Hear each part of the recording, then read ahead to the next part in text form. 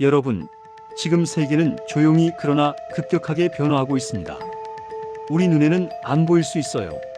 뉴스는 늘 비슷한 얘기만 떠들어대고 우리는 매일 출근하고 밥 먹고 잠자고 삶은 그대로인 것 같죠.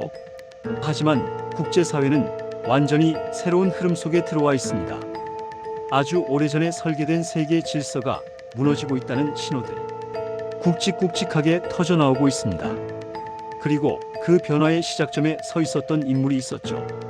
프랭클린 D. 루스벨트, 미국의 대통령. 그는 세계대전이 끝나면 미국이 새로운 세계의 리더가 될 것이라고 확신했습니다. 그 확신은 단순한 희망이 아니었습니다. 전략이었습니다. 바로 이 전략이 오늘 우리가 사는 국제 질서의 기반을 만들었습니다. 그리고 지금 그 기반이 흔들리고 있습니다. 이제 질문입니다. 누가 이 질서를 만들었고 누가 이 질서를 부수고 있으며 우리는 어디로 가고 있는 걸까요? 오늘 그 이야기를 하려고 합니다. 챕터 1. 전후 세계 질서의 탄생 대서양 회담. 1941년 8월 미국 루스벨트와 영국 처칠 두 사람이 아주 조용히 비밀리에 회동합니다. 장소는 북대서양 한가운데 뉴펀들랜드 해역, 이른바 대서양 회담입니다. 여기서 두 사람은 전쟁이 끝난 뒤 어떤 세계가 와야 할지를 논의합니다. 그들이 합의한 내용은 대서양 헌장이라는 이름으로 세상에 나오게 됩니다. 거기엔 이런 원칙들이 들어있었죠. 영토 확장 반대, 국가의 자결권, 경제 협력을 통한 번영, 바다의 자유, 무력 사용 최소화, 전후 공동 안전 확보, 즉 강대국의 힘이 아니라 규칙과 협력을 기반으로 한 세계를 만들자는 것이었습니다. 그 결과 전쟁이 끝난 후 UN, 북대서양 조약 기구의 네이티오, 세계 무역 질서 등이 탄생하죠. 그리고 마침내 세계는 미국 중심의 자유주의 국제 질서 속으로 들어갑니다. 챕터 2. 힘의 논리가 만든 평화 미국의 시대. 루스벨트가 꿈꾸던 대로 전후 세계는 미국을 중심으로 돌아가기 시작합니다. 세계 GDP 1위, 군사력 1위, 해군력 1위, 국제금융 중심. 그리고 미국은 스스로를 이렇게 정의합니다. 우리는 가장 관대한 제국이다. 맞습니다. 미국은 단순한 제국이 아니었습니다. 자유무역을 보장하고 분쟁을 중재하고 세계를 재건시켰죠. 수많은 금융과 원조, 국제기구 설립을 지원했습니다. UN 체제, 유럽 재건 마셜 플랜 등. 그러다 보니 전 세계가 미국을 따라왔습니다. 그리고 우리는 믿었죠. 이 질서가 계속될 것이라고요. 그런데 그 믿음이 흔들리고 있습니다.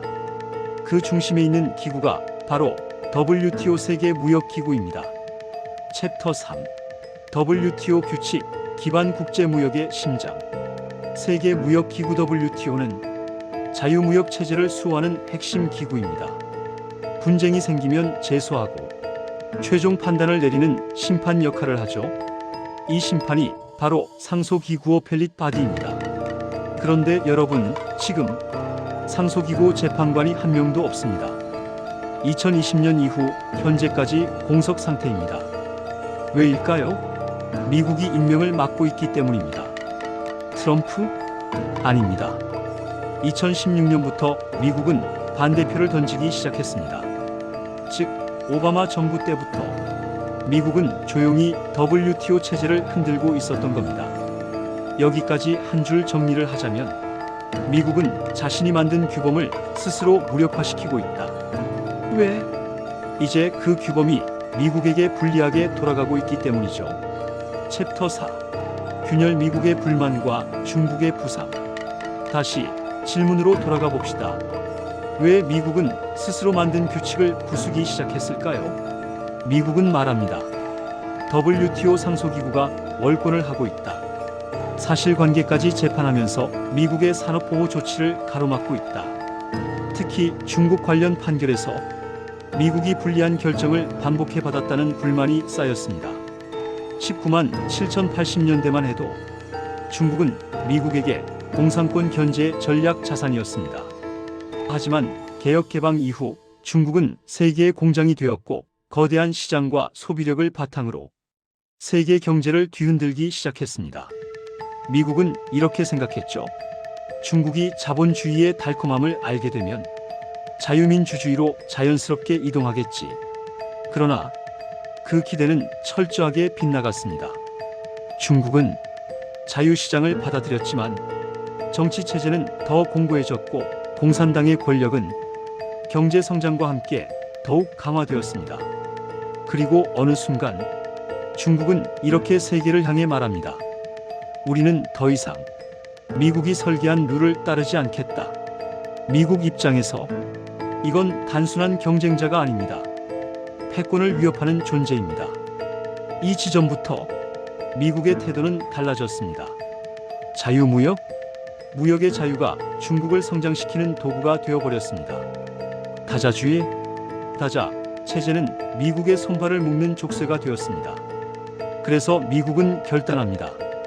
자신이 설계한 제도를 자기 손으로 비틀기 시작합니다. 그 상징적인 사건이 바로 WTO 상소기구를 멈춰 세운 것입니다. 챕터 5 관대한 제국의 변화 규범에서 국익으로 한때 미국은 스스로를 이렇게 불렀습니다. 가장 관대한 제국. 전후 수십 년 동안 미국은 세계를 재건하고 지켜준 리더였습니다.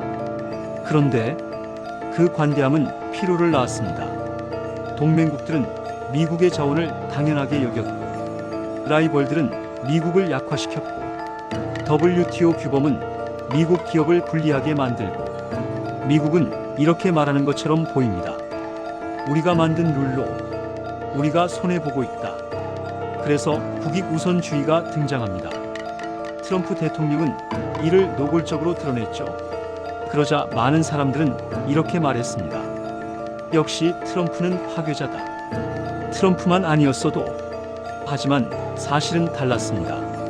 오바마 시절부터 방향은 이미 바뀌고 있었습니다. 2016년 상소기구 위원 연임을 처음으로 미국이 직접 막았습니다. 대통령이 바뀌어도 흐름은 유지됐습니다. 오바마 임명 반대 시작, 트럼프 강하게 압박, 바이든 기존 조치 대부분 유지.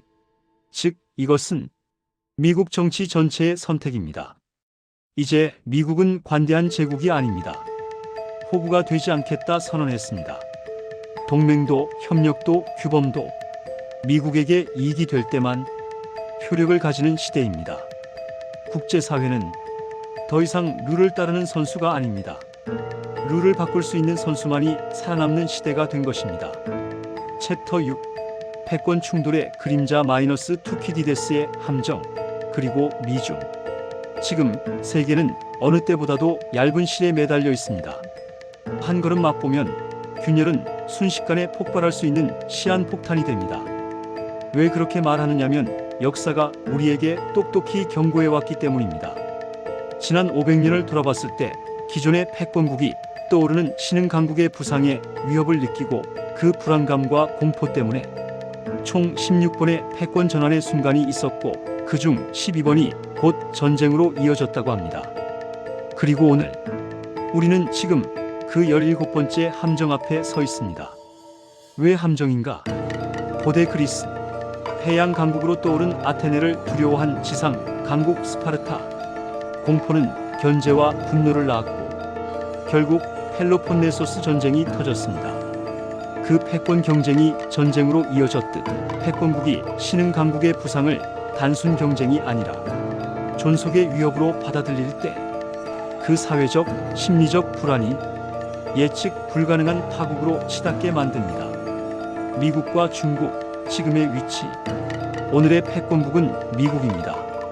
그리고 신흥 강국, 그 자리는 중국이 차고 있습니다. 중국은 지난 수십 년간 세계의 공장이 되었고 막대한 경제력과 무역 네트워크, 기술 경쟁력까지 갖추며 패권 도전에 나섰습니다. 미국은 처음엔 시장과 자유무역이 중국을 바꾸게 될 것이라 믿었습니다. 하지만 중국은 자본주의를 받아들이면서도 정치체제와 권력 구조를 오히려 강화했습니다. 그 결과 미국은 자신이 설계했던 국제 질서가 오히려 자신의 발목을 묶는 족쇄가 되었음을 깨닫게 됐습니다. 그리고 미국은 행동했습니다. 자유무역 다자주의 무력화, 규범 기반 질서 국익 우선주의, 다자 협력 제로섬 경쟁. 그 결과가 바로 WTO 상소기구의 마비입니다. 이제 세계는 규칙을 따르는 사회가 아니라 힘으로 밀어붙이는 사회로 변하고 있습니다. 전쟁의 가능성, 그 경로들. 지금 미중은 단지 무역 분쟁만 하는 게 아닙니다. 기술 전쟁, 지정학 경쟁, 군사력 경쟁, 정보전, 영향력 싸움, 공급망 재편까지 모든 영역이 충돌지대입니다. 이대로 간다면 패권국의 불안, 신흥국의 자신감 폭발. 과거 12번의 사례가 보여주듯 패권 전환을 둘러싼 경쟁은 무력 충돌로 번질 확률이 높습니다. 어쩌면 우리는 21세기판 대전의 문턱에 있을지도 모릅니다. 그런데 문제는 이것만이 아닙니다.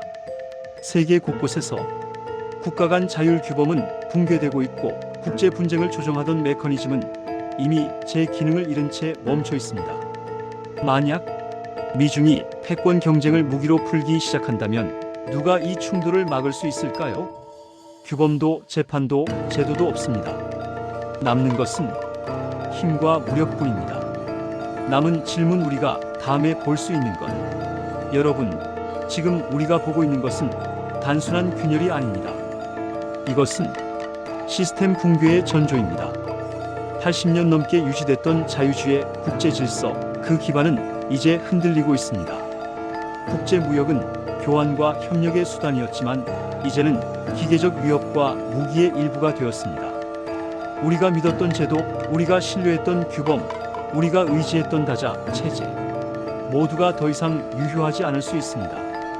우리는 무엇을 준비해야 할 것인가? 첫째, 무조건적인 규범 우선이 아니라 국가 생존 우선 전략을 점검해야 합니다. 과거처럼 룰 지키면 다 잘 된다는 시대는 끝났습니다.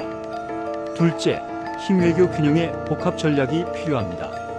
특정 강대국 편향이 아니라 다양한 축과 대안을 확보하는 유연성이 중요합니다. 셋째, 정부의 독립과 다각화, 기술 자립, 공급망 재편, 그리고 자국 중심의 안보와 경제 전략.